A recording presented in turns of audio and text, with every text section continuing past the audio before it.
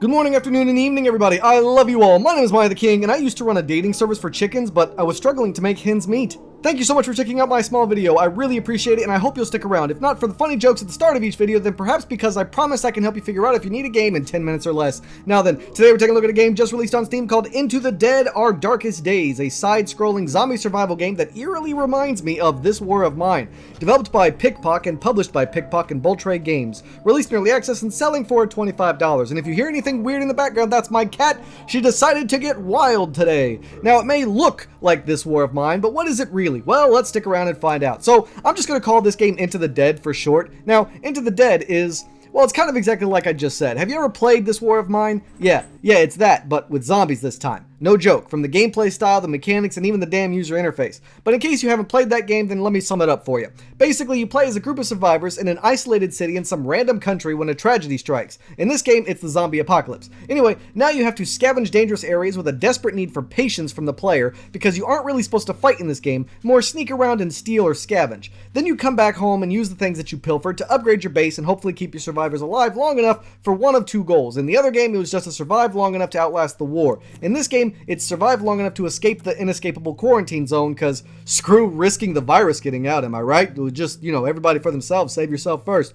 So as always, let's go into the good and the bad, starting off first with the good. So I was legitimately surprised to see how good the game looked. I mean, come on, just look at this. The game looks great, which was a nice surprise because there was a distinct blurriness to the game at the title screen. But throughout the rest of the game, I was mostly impressed by the lighting and shadows. There's amazing attention to detail here, as well as good color contrast and color designs, and overall it was just nice to look at and very just thematic most of the time. Next up for the positives is the sound design. There's some voice acting, not a lot, but some in the opening cutscene, and there could be more, and it was well done too. But then you've got the music, which is perfectly creepy and suspenseful for a game like this, and it also fits perfectly. And last, you've got the sound effects and the ambiance. Tons of ambiance going on here, because when you're just sitting in your base and building something or looking through menus or whatever, you'll hear those bastards moaning outside your walls. And along with the creepy music, I gotta say, I'm officially creeped out. Great work, game devs. Oh yeah, and the sound effects sound great too. Basically, the whole sound design here is like the graphical design and just very well made.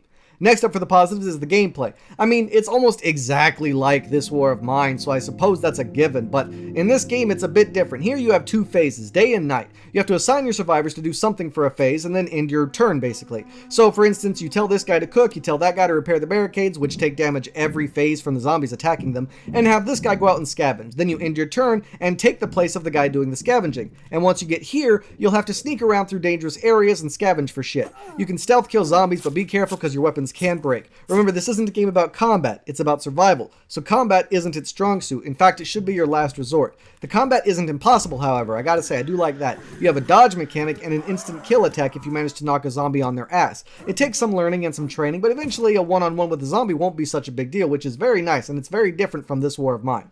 Come home with your goods, and then use them to cook food, feed your survivors, heal their wounds, and sleep to regain tiredness, all to do it again, with the ultimate goal in this game being to move from shelter to shelter. Now, I'm not entirely sure why you want to move from shelter to shelter, as I didn't really see much of a difference or a change or improvement in doing so, but the game tells you to do so, and so I did it. Don't count on the tutorial to tell you why to do it, because it doesn't. You can also find these little telescopes around when you're out scavenging that help you discover new locations, as well as you can discover random hints and clues leading to various storylines or subplots or escape plots or other various things. But yeah, overall it's perfectly fun and can easily become addicting. Oh, and it's like hard too, like really hard. Keep that in mind going in. This isn't going to be just a walk in the park game. Like, you can't just... this isn't a game to just chill to, alright? This isn't Roots of Pacha or Stardew Valley, okay? I died in 5 days on my first run. Not cool, because, I suck.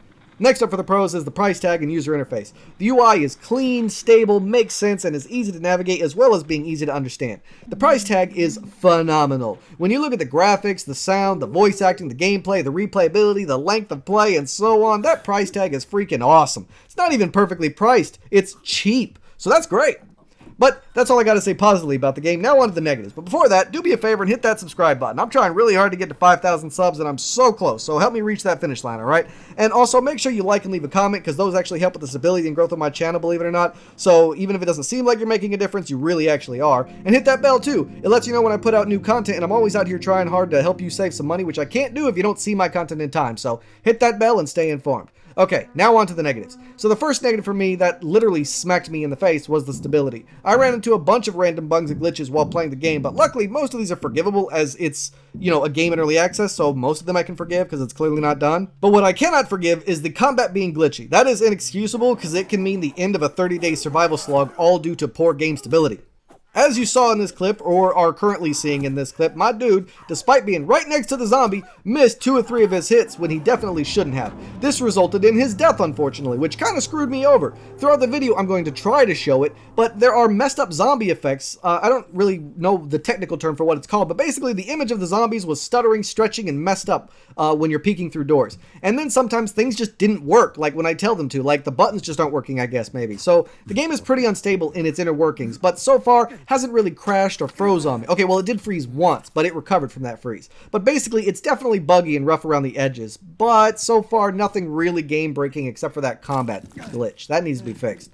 Next up for the negatives is the mechanics. Mostly they're okay, but some designs are really stupid. For instance, what you're watching right now is my character dying of hunger and unable to do anything to fix it.